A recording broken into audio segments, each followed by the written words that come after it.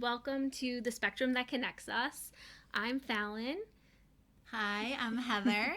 Welcome to episode 6 of our podcast. We're calling this one, Let's Talk About the Family. And basically, that's what we're going to do. We're going to talk all about our families, our specific differences, birth order, deciding to expand, all those topics, and even go into extended family.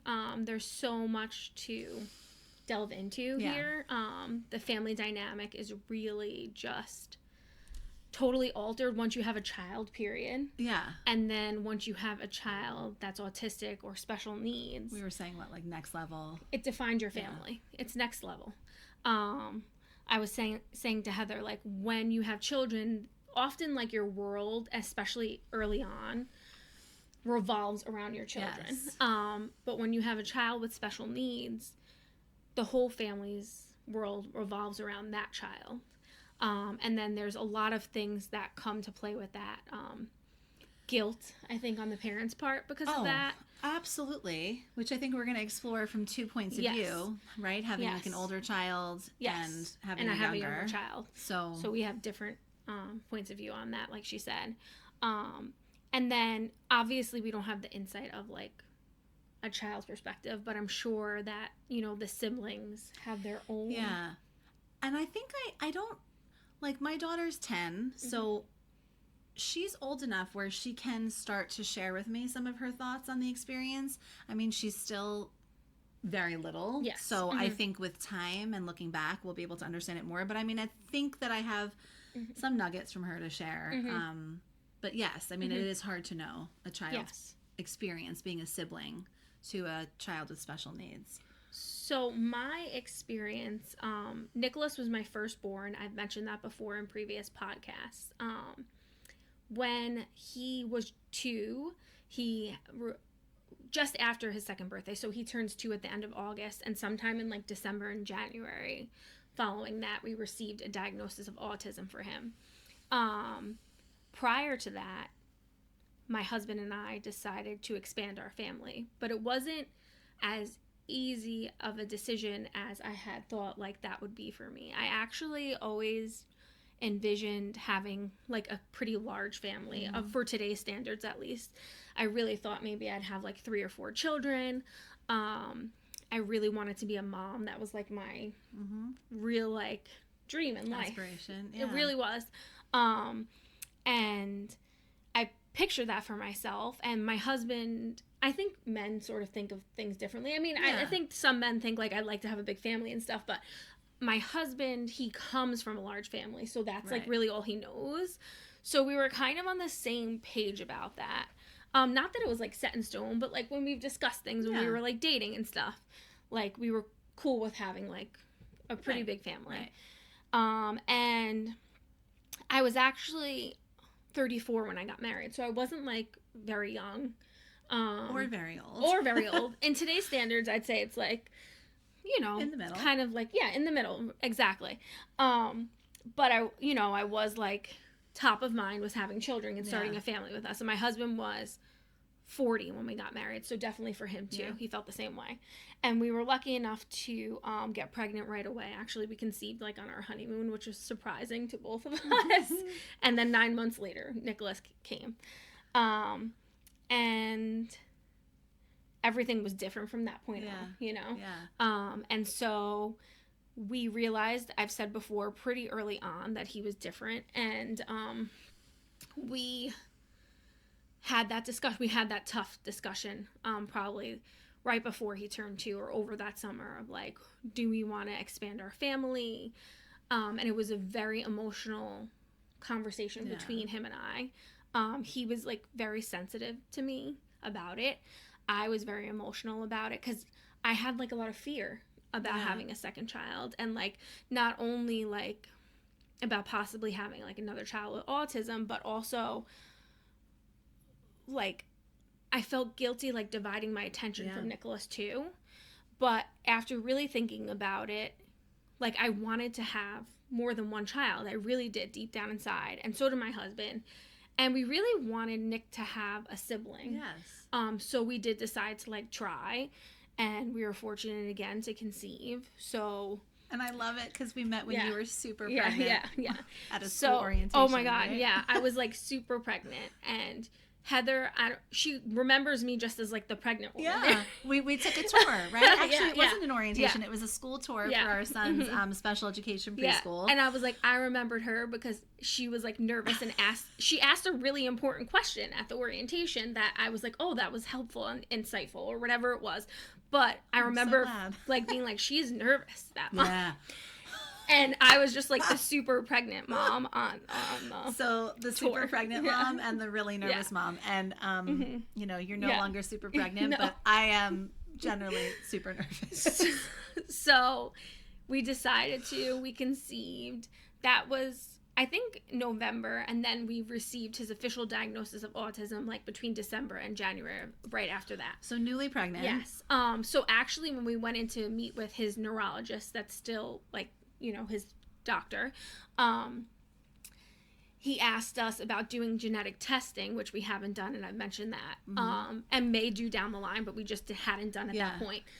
And he said, well, would you want to have more children? And at that point I was 10 weeks pregnant, and we didn't tell like anybody yet. We didn't tell. Did you tell the doctor? I think my mom may have known because she lives with us, my mother. So I think I had to disclose earlier on to her that I was pregnant because it was like going to become obvious, but nobody else. So we told the doctor actually like we're 10 weeks pregnant.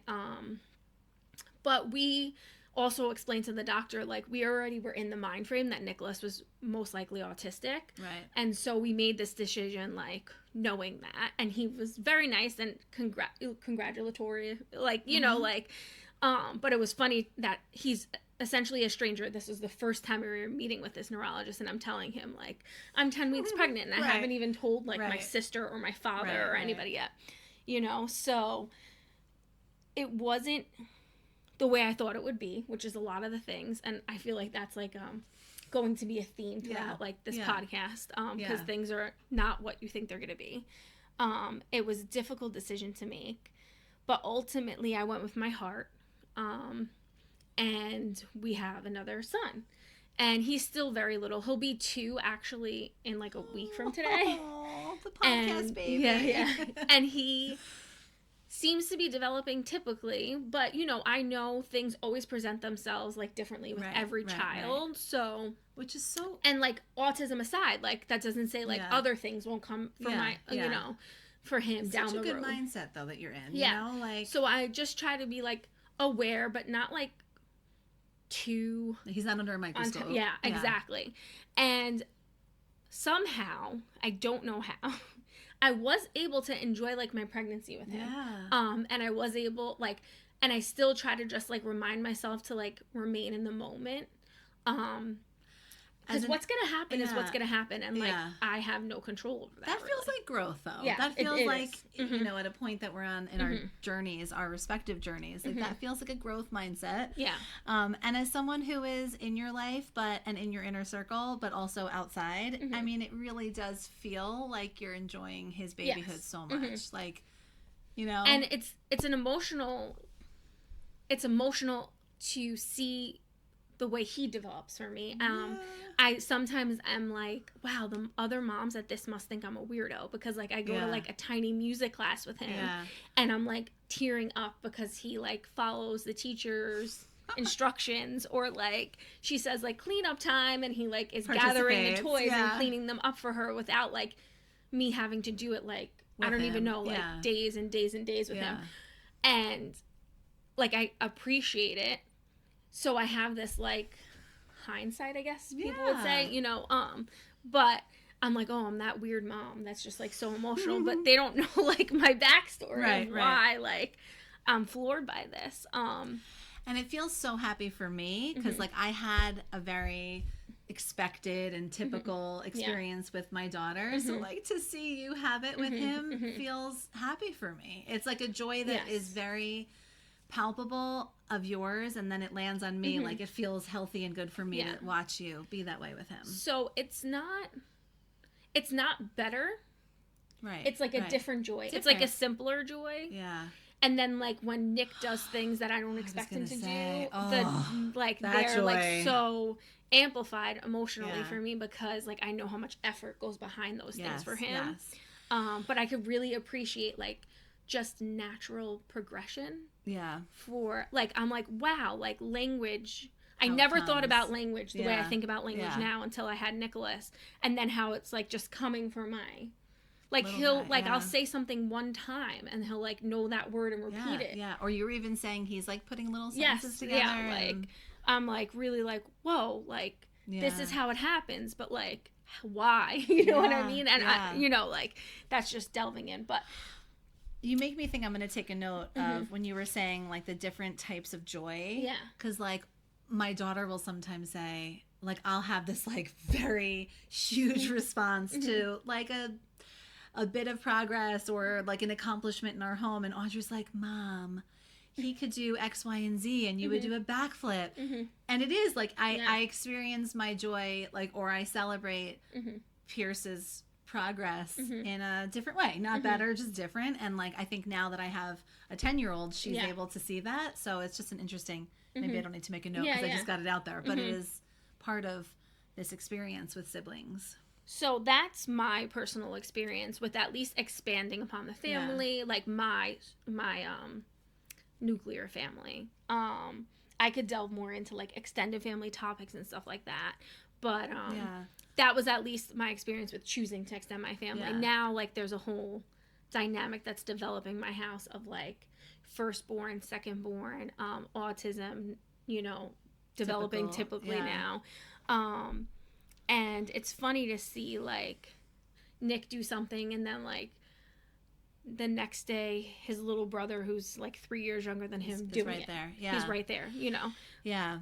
So I don't know how that's gonna play out. Nick is still the big brother, definitely. Yeah, and also like knowing your boys, like I think just even physically, like he's big brother, and then you have like a baby. Tom is like big brother, and Nick's like Thomas is my younger son's name. I don't know if I've ever mentioned that, but he's like when we walk down the stairs from Nick, he's like, it's big brother, and like Nick's like, it's baby brother, you know, like they know their order, yeah, like that, and like Nick is like very chill, so like Tom will grab things from him, and like usually Nick like goes with the flow, but I have seen him like check him like a big brother, like when he really wants to, you know what I mean? And I'm like, whoa. And then my husband has to remind me, like, this is a normal family dynamic. It has nothing to do with autism. Like, you know, like his little brother is getting him angry and he's gonna react sometimes. So like that's all starting to happen, you know, which is joyful. Yeah, it is. This topic is definitely like the idea of like expanding families, and I think it's probably something we'll talk about more as your boys grow. I mean, or that you could share with if people have questions or express an interest. It's something that's less relevant to us because I think not related to autism, like it wasn't really a conversation that we had, and I think layering on autism probably made it less so. And now at this point, like our family we're just very much at peace with not expanding the family. So that was definitely something, you know, and for I you to actually run with. Would love to hear from people who have chosen or not chosen, like, because we have friends that have like autistic children that are like firstborn and then like multiple children after, and have made that decision consciously to have more children. We have friends that have only one child, you know, so I would love, like, if anybody wants to like email us or reach out to us on Instagram, just a perspective from like a families like that, because I get the reasoning. I guess I relate more to the reasoning of not having any more children because I did have those fears in my head. But when I see families, large families, I'm like, wow, by it. I'm like, go you. You chose that, and like you are like, I find that to be brave, because it takes a lot of work, and like a family in general takes a lot of work, and then when you add special needs to it, obviously we all know that like amplifies it, but I'm like in awe of families sometimes that just are like, go for it, and then they expand. And I respect them for that. I mean, I respect anybody for what they choose. But right, like all choices. Because some people know themselves, and it's like, I may not have the emotional or physical or whatever bandwidth to take on more, because I understand now my child's needs are higher and support needs are higher. And I've actually been trying to talk to Audrey, my daughter, my 10-year-old. I also don't know if I've shared her name, about, like we use the phrase special needs, but I think because Audrey's observed that I do devote a lot of time and attention one-on-one with peers, like I try to use like support needs. Like he needs a little bit more support and time from mommy right now. So that's just like a side note. But I have always been fascinated with like birth order in general.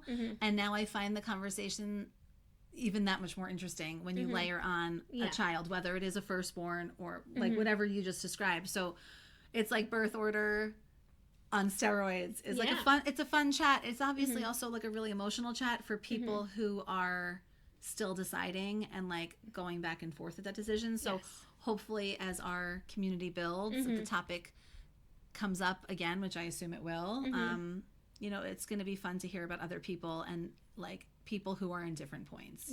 I was just thinking about like people at different points, because this is me early on, right? Like my oldest son is almost 5, my youngest son is almost 2, and like obviously their dynamic is going to change. It's changing now and it will continue to. That's like a sibling relationship, but I didn't, and I said like my younger son is right there, like right behind him, but there will be those times where he, I'm sure, will be ahead of his brother because things are just take more time for Nicholas, and how that's going to affect his relationship with his brother and vice versa for both of them, and how it's going to, I'll be affected by that too. Will I be able to celebrate things the way I hope to be able to celebrate them for my younger son? A lot of open-ended questions, right? A lot. And I know it won't be easy, because I am joyful for all the people around me, but this is me being very like open-ended, like open, vulnerable. I do sometimes struggle when I see like neurotypical children being celebrated or being allowed to do certain things, like an autistic child would be like pigeonholed for. Is like, I don't know if I'm like using the right words, but like, I mean, like the potty training. Like a lot of kids struggle with potty training, and if you're neurotypical, people will be like, oh, he's just afraid to flush the toilet. Right. Oh, he just like has ants in his pants and he doesn't want to sit on the potty. Right. But if you're autistic and you're not doing those things, it's because you're autistic. Right. And like I struggle with those things, and then like celebrating things that come easily for other kids, I celebrate them, but then in the back of my mind I'm like, but that was so easy, and like will I face that with my own child? I don't know. I mean, it's hard. The only thing I can think of, which is I think part of this conversation too, because we were saying maybe we'll touch on extended family, I think about cousins a little bit too, and like we have we have a second cousin on my mom's side who is like right around Pierce's age, where Pierce has a second cousin who's right around his age. They're being raised more like first cousins. And then also like I have a niece and a nephew who are younger. My nephew is 2 years younger than Pierce, and it's funny, like it's different than having your own child for sure. And maybe it's because of where I'm at, like in this journey and process, where I'm really generally peaceful and accepting of all the things. But so far for me, and again, it's very different. Like it'll be a conversation that unfolds as your boys grow. I feel this, like I can almost compartmentalize like my nephew's growth and accomplishments. That's a good way to be about it. And then also celebrate and compartmentalize Pierce's. Like I don't feel, and I think it would be different if I were in maybe a different mindset overall. No, but that's a really healthy way. But I feel like I can, like so far so good. I mean, I'm using my nephew as an example because he's 2 years younger than Pierce, but like I feel real, genuine joy you know, and there's distance between us. So like we get videos and pictures Mm-hmm. and I feel proud of myself for feeling that, you no, know, because like, it's a really good thing. It's so, but it's like, maybe not active compartmentalization, but that's like how I feel like I can look at it. But maybe, it made me think of something that I recently, like within the last couple of days. So I follow like some other moms who are on social media, or they're authors or they're bloggers. And one of them is Kate from Finding Cooper's Voice. And she recently, within the last like 2 days, posted like a little clip of her sons. Her oldest son is Cooper and he's autistic. And then she has a son like not far in age behind him. I think they're like 2 years apart. I think they're like 13 and 11. And she talked about how I'm not using exactly her words, but kind of like how she's come to a place where like she doesn't compare them and like it's so much better for her and like to enjoy each of them for where they're at. And that's where you're I think coming that's from. where my head like naturally goes to, and I think like that makes sense, whether it's like compartmentalizing or like in silos or just like not, it's not, I don't right now feel any kind of like, I'm not sure, I can't be articulate, but what she's saying is more articulate, and the like, it feels nice to be able to celebrate both kids, but maybe it's different when it's your own. I don't know, like that will unfold. And I do think it's a reflection of being in a generally peaceful, calm state. I think if I, and I know that we'll have conversations about earlier on in our journeys. And again, like in the grand scheme, we're very early on. But like at this point in this mindset, I feel really comfortable celebrating different kids at different points. It's good. It's good to feel that way. It feels really nice. I was being like honest, saying that sometimes I feel like not that way, and it's not easy to even feel like to recognize that in myself. Like I don't like that. You know what I don't like to feel that way. It's different. Like a reminder for people listening is that my kids are 4.5 years apart, and they're different genders, which may or may not play into this. I don't know. Like you have 2 boys; they're pretty close in age, and so I think being real and vulnerable is like part of the ever going or ever existing like healing, you know? I think it's like it is. And you know, it's not like you said, it's not just like siblings, it's extended family. And you know, I'm close in my extended family. And they all play a part in all of this. But your core family, like it's both in both of our cases, it's the 4 of us and it's the 4 of them. This is day in and day out, like the things you think of and the things you're affected by. It's top of mind all the time. It's not top of mind to like, you know, my sister or my cousins, you know what I mean? And it's definitely like immediate family in the household. And then of course, like probably a whole separate conversation would be like extended family, even regardless of how close, because like you and your sister are so close. But it's different when it's like not your household. I mean, I think it is just inherently an ongoing conversation. I was going to say, like, even though my daughter at 10 can verbalize more about what it's like so far for her to have a child or a brother with different support needs than she's used to.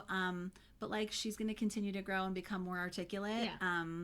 Her empathy will change over time with age. So, one of my favorite things right now with my kids being 4.5 years apart, and this is not like, I know we're going to share a glimmer at the end, but just this is like generally speaking, is watching my daughter step in more. Like I remember, and I can't remember where I heard this from, but like kids learn from kids really, really well and like really naturally.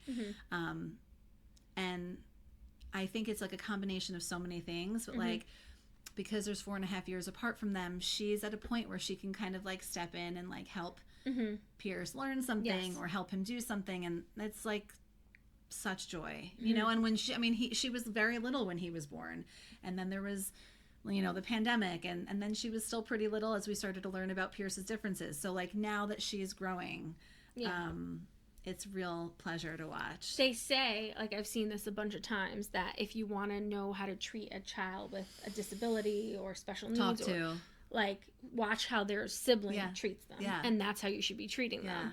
And I always find that really like a beautiful idea. Yes. They say that siblings that grow up along children with autism are more empathetic, more understanding, more patient. I hope that's the case for my youngest. Only time will tell. I can see, she pointed out that I'm very close to my sister. My sister has twin nieces. I mean, my sister has twin daughters. They're my nieces. I was really like a second mother to them, and I'm super close to them. They're 13, and I do see a difference in their patience with Nicholas and their awareness and so special. Awareness of other kids that are maybe like more similar age to them with differences. My one niece even this year like was part of like what they call natural helpers at her school, and it was like a club after school where you could basically buddy up with like a child that is in the school that is higher support needs, whether it be, you know, ADHD or whatever, you know, autistic, and she like really loved the experience. So I do see, you know, they're cousins, but I do see a change in them from but they're being also raised like around, siblings. More, yeah. I do see like a lot of growth for them in that. The exposure. I didn't have exposure like that growing up. I do think that's like a separate topic that we talk about, because neither did I, and that's... Well, I'm lying. I did have one family friend that was I don't know what his official diagnosis would be, because like my mom never explained it to me that way, but I know he had a birth defect like during his mother's labor that caused him to be at least developmentally delayed. But I don't know his official diagnosis, and I did grow up like as a family friend with him, and I understood that he was different, and I was more patient with him and stuff like that. My mom explained to me that I have to be, or I'd also be like less sensitive if like he did like, you know, broke the rules in a game, or one time we were playing in the playground and he was like a little rough and he like broke my necklace off, and like I was able to like keep it together because I knew like A, he didn't mean to do it, and B, like his reaction to doing it was like worse than my reaction to it happening, and then he was like helping me find all my little charms, and so I did have that exposure, but it wasn't, I don't know that he's autistic, and it wasn't definitely not like referred to that way to me as a child. But I'm also 40, and like autism was like addressed completely differently like 30 years ago. I'm like talking about like if I'm like 10 years old, you know what I mean? Who knows? But that was like, it wasn't like a family member. That was the only exposure I had to like another child with a disability. So like super different when you're being raised in a household or a home and a small family, right? Like a parent, two like parents, and then two kids. It's you're really in it as a sibling.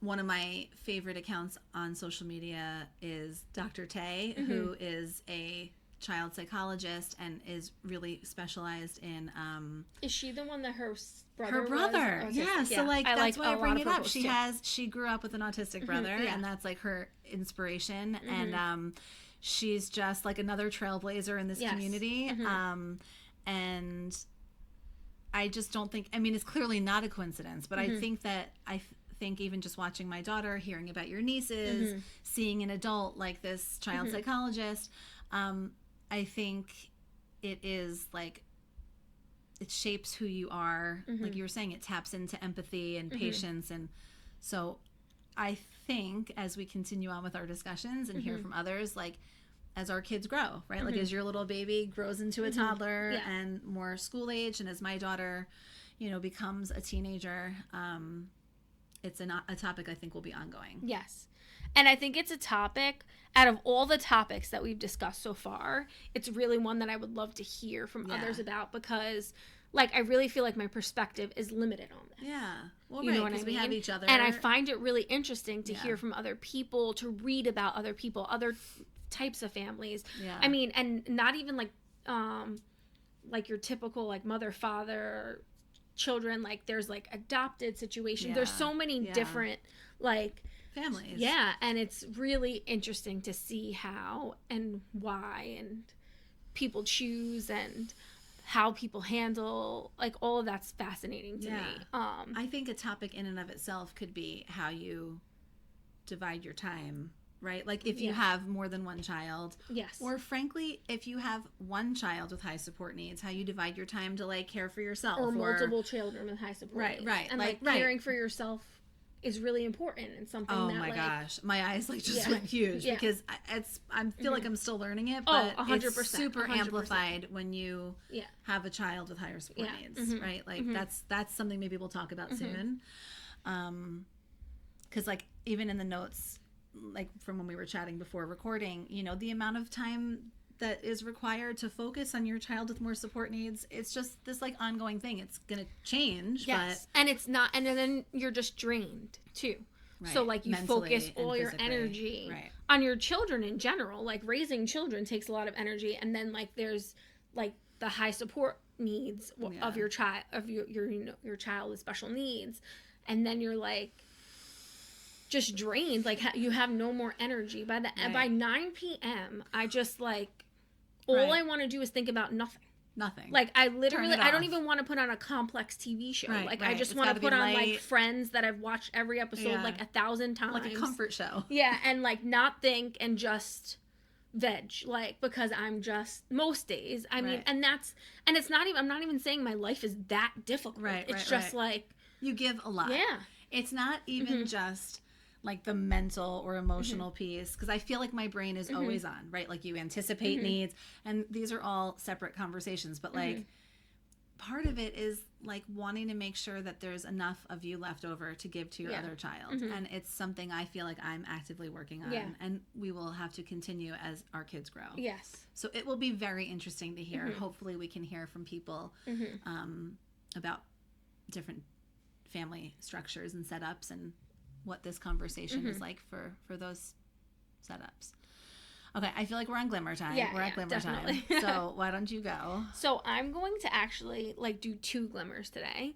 But I'm going to preface it by saying like really any interaction that my children have with each other, like both of my sons, is a glimmer for me. Like I light up in all those moments, because they're not as often as like, you know, like a typical like brother relationship would be. So anytime I see like any little connection, any hand being held, or just like my Nicholas letting Thomas like lean on him and like watch the iPad with him, like I really literally like my heart like is warmed by like those little tiny moments that other people would just you know not notice, because they're not as, you know, they're more rare for me in my household. But my first glimmer I'm going to do is like a funny glimmer. So when Nick started school last year, when he was 3 years old, he had a speech and language pathology notebook that would go back and forth to school every day. And in the notebook, the teacher at the speech and therapist asked me to put pictures of like family members so that she could work on him identifying and naming like his family members. So of course I put his baby brother in the notebook, and Nick was like doing pretty well. He knew a lot. He could identify a lot of his family members and say their names. So he was, but he still couldn't say daddy. Like, I don't know why that was like, he was just not doing that. But he said papa and he said mama for me. And so I put his cousins in there and his brother, and my husband, I don't know what made him nickname our little one Thomas this, but he called him Piggy since like the day he was born. Both of our boys were like chubby, almost 10-pounders, like, and they both loved to eat, but for some reason, like Tom was named like Little Piggy, and he'd be like, Piggy, Piggy, like my little piggy all the time. And when Nick opened up his speech book and was working with his SLP, he was calling his little brother to his SLP Pig. And at first she was like, no, I'm not hearing this right. Like, why is he doing this? And then like she had to ask me, like, why does he call his little brother Pig? And I had to explain, and it was hysterical. We were both hysterical laughing. But that was a glimmer. Just like he took that in, like he absorbed that, and like sometimes I can't tell what he's absorbing, you know what I mean, like around him, but he heard his father calling his little brother that, and and he did it too, but she was like, oh, no, but I can't have him call his little brother Pig, so she fixed that, and he always refers to him as either, like, Tom or baby brother. Yeah. But we still sometimes call Tom, like, you little pig, or sometimes I'm like, you wild little boar, because he's, like, really the second wild child, for sure. So that's my funny one, and then, my more serious one, which is also about Nick, like, absorbing his environment and me being, like, made aware of it, and, like, there goes the little glimmer, is, right when Thomas started to, like, walk and things like that, I was in my kitchen, and the boys were right in the living room, which is, like, literally, like, one wall I could just look over, and, like, they're there, and I was, like, in the fridge. I think I was making, like, juice or whatever, and, Nick came in and was, like, kind of, like, pulling on me, and I was like, what do you want? Do you want yogurt? Do you want juice? Like, thinking he was coming to me for something that he wants in the kitchen. But then he, like, brought me into the living room, and he came to get me because Thomas had crawled up on top of our ottoman and was standing on top of our ottoman. And I was, like, floored, and I grabbed Thomas, and I was like, Nick, thank you. That's such a good big brother. Yeah. Like, you came to get mommy because brother wasn't doing something. He's supposed to not be doing that. And, you know, I don't know that Nicholas pays attention to Thomas, but in that moment, I was floored. Like, he does pay attention. He does absorb it, even though I can't tell sometimes. And that was really special to me. Like, I praised him major for it. Yeah. And, like, it was a happy moment for me that I knew that he was, like, watching out for his little brother, you know? Yeah. So those are my two glimmers. Oh, I love them. They make me smile, both of them.